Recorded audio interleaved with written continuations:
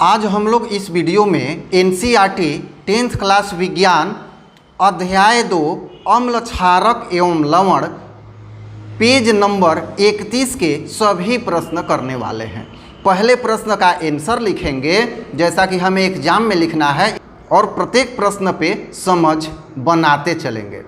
तो पहला प्रश्न है, आपके पास 2 विलयन ए एवं बी हैं। विलयन ए के पीएच का मान 6 है एवं विलयन बी के पीएच का मान 8 है।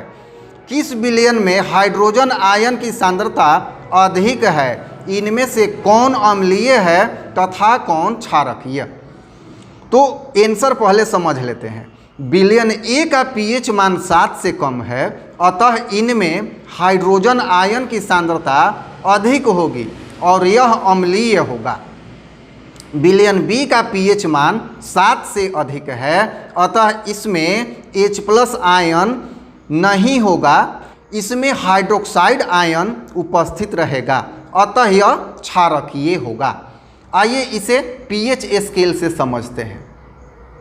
यहाँ ये पीएच स्केल है, देखिए ये बीच में 7 है जो कि उदासीन होता है, अर्थात जिस विलयन का पीएच मान 7 है वो उदासीन होगा और जिस विलयन का पीएच मान 7 से कम होता जाएगा वह क्या होगा? अम्लीय होगा। और जैसे जैसे कम होता जाएगा वैसे वैसे अधिक प्रबल अम्लीय होगा। ठीक उसी तरह से जिस विलयन का पीएच मान 7 से अधिक होगा वह क्षारकीय होगा और जैसे जैसे ये बढ़ता जाएगा इस ओर वैसे वैसे प्रबल क्षारकीय होगा।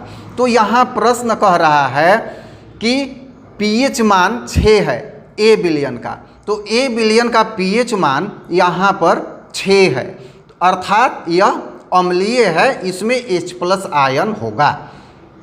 फिर प्रश्न कह रहा है कि बी विलयन का पीएच मान 8 है, तो यहाँ हम देख रहे हैं कि ये जो 8 है उदासीन के दाहिने ओर है, अर्थात यह क्षारकीय होगा, इसमें OH- आयन प्रभावकारी होगा।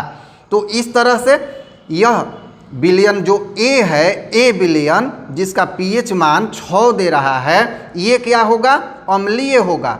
और विलयन बी जो है जिसका पीएच मान 8 दिया हुआ है, यह क्या होगा?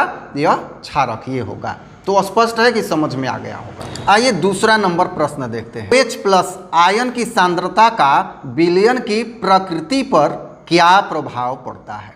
तो देखिए उत्तर कैसे लिखेंगे।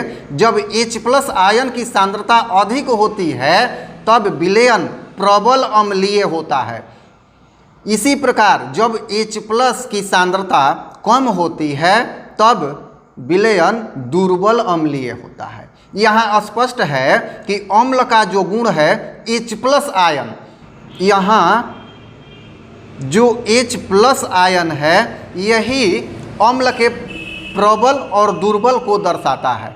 जिसमें H+ आयन अधिक होगा उसकी सांद्रता अधिक होगी और जिसमें H+ आयन कम होगा उस विलयन को हम दुर्बल अम्लीय विलयन कह सकते हैं। तीसरा प्रश्न, क्या क्षारकीय विलयन में H+ आयन होते हैं?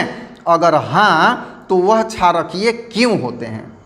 आइए आंसर समझते हैं। क्षारकीय विलयन में भी H+ आयन होते हैं, किंतु OH- आयन की अधिकता में निष्क्रिय जैसा व्यवहार करते हैं और यहाँ पर क्षारकीय गुण प्रभावकारी होता है। देखिए इसको ऐसे हम समझ सकते हैं, थोड़ा सा नमक का घोल लिया गया है जिसमें कम नमक है, बहुत ही कम नमक है, और उसमें यदि चीनी डाल दिया जाए तो वह हमें मीठा लगेगा, नमकीन नहीं लगेगा।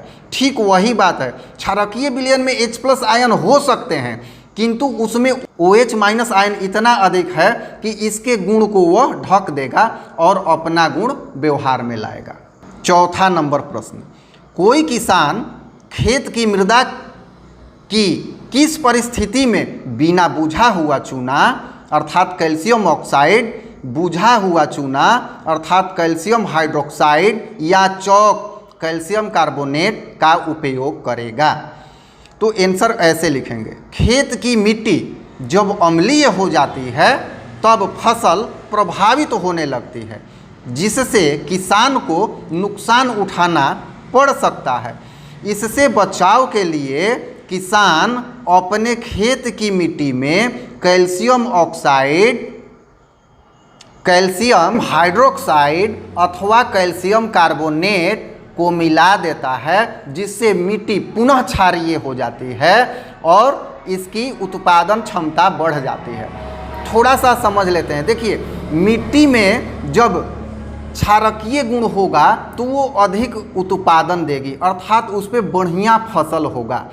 कुछ दिनों तक फसल लेते लेते वह मिट्टी जो होती है अम्लीय हो जाती है, और ये जो तीनों पदार्थ आपको बतलाए गए हैं, कैल्शियम ऑक्साइड, कैल्शियम हाइड्रोक्साइड तथा कैल्शियम कार्बोनेट, ये क्षारकीय होते हैं। तो जब मिट्टी अम्लीय हो जाती है और ये क्षारकीय गुण वाले पदार्थ मिला दिए जाते हैं तो मिट्टी पुनः क्षारकीय हो जाती है और बढ़िया उत्पादन देती है। मुझे आशा है कि आप इस तरह से आंसर अपने परीक्षा में करते हैं तो आपको एग्जामिनर पूरा में पूरा मार्क्स देंगे, क्योंकि यह किसी गाइड से अथवा किसी सॉल्यूशन से लिया हुआ नहीं, बल्कि पांडुलिपि में अपने से मेरे द्वारा बनाया गया नोट्स है। धन्यवाद।